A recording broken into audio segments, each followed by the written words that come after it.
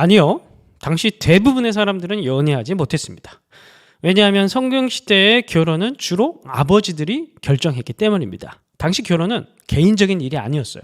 시족 간의 연대였습니다. 공동체와 공동체가 하나가 되는 방편이었습니다.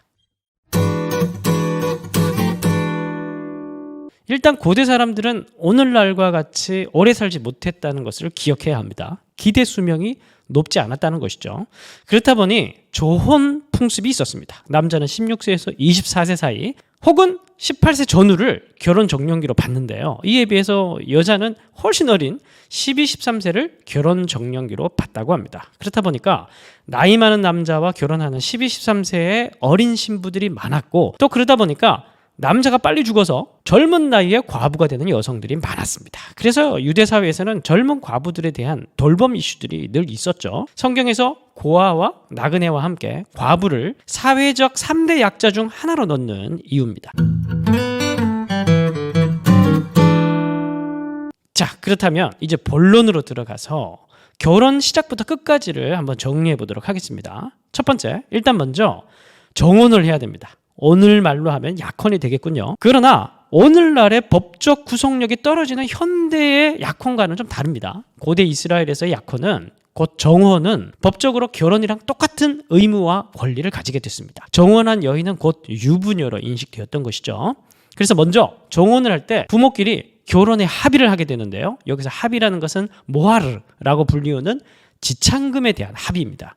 왜냐하면 당시는 노동력이 매우 귀했던 시대였기 때문에 신부 아버지 입장에서는 집안의 중요한 노동력 하나를 잃는 것이었거든요. 그래서 신랑 측에서 신부 측 아버지에게 신부를 데려가는 대가, 곧 지창금을 지불해야 했었습니다. 이게 정혼의 첫 번째 시작인데, 보통 평범한 집안에서는 50세겔 미만의 돈으로 지창금이 결정되었다고 해요. 그러면 50세겔은 어느 정도 되는 돈이냐? 1세겔이 4일치 노동자의 품삯이라고 하니까 대충 200일 정도의 품삯을 지불한 것이라고 볼 수가 있는 것이죠. 그렇다면은 결코 작은 금액이라고 할 수는 없겠죠. 그래서 성경을 보면은 돈 대신에 야곱처럼 몸으로 때우는 경우도 있었던 것 같아요. 어느 시대나 이 사람 사는 곳에는 유들이라는 게 있지 않습니까? 다윗 같은 경우에는 장인이 돈이 너무 많은 왕 사울이니까 사울이 원하는 것을 가져다 주기도 했었습니다. 여기서 한 가지 흥미로운 풍습은, 이때 신부 아버지가 받은 지창금 중에 10분의 1을 시집가는 딸에게 줬다고 해요. 그러면 신부는 이걸 결혼의 증표로 여겨서 생명처럼 간직했다고 합니다. 그때는 뭐 입금을 해주는 게 아니라 물건으로, 동전으로, 돈으로 주니까 이거는 이제 가지고 있었던 거죠. 정혼한 신랑이 데리고 올 그날을 이제 기다리면서. 그래서 아마 누가복음 드라크마 비유에서 한 여인이 잃어버린 동전 하나를 찾는 장면이 나오잖아요. 간절히. 아마 그 동전은 지창금으로 보입니다. 그리고 두 번째, 약혼을 하고서 1년이란 시간을 기다려야 했습니다.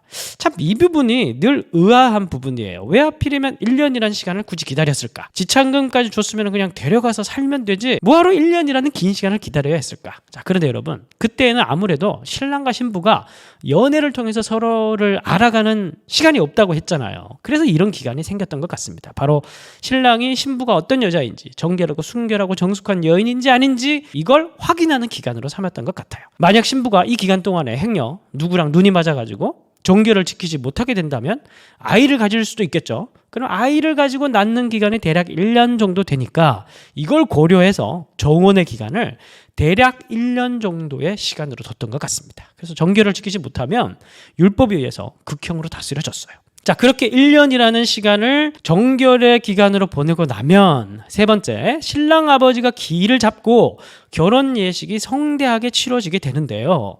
결혼식은 주로 어둠이 내리기 시작하는 저녁 시간에 신랑 집에서 치러졌다고 합니다. 신랑은 신부를 예식장으로 데려와야 했는데요. 예복을 멋있게 차려입고 북소리에 맞춰 노래를 부르면서 친구들과 함께 신부의 집으로 향했습니다. 온 동네가 떠들썩했겠죠.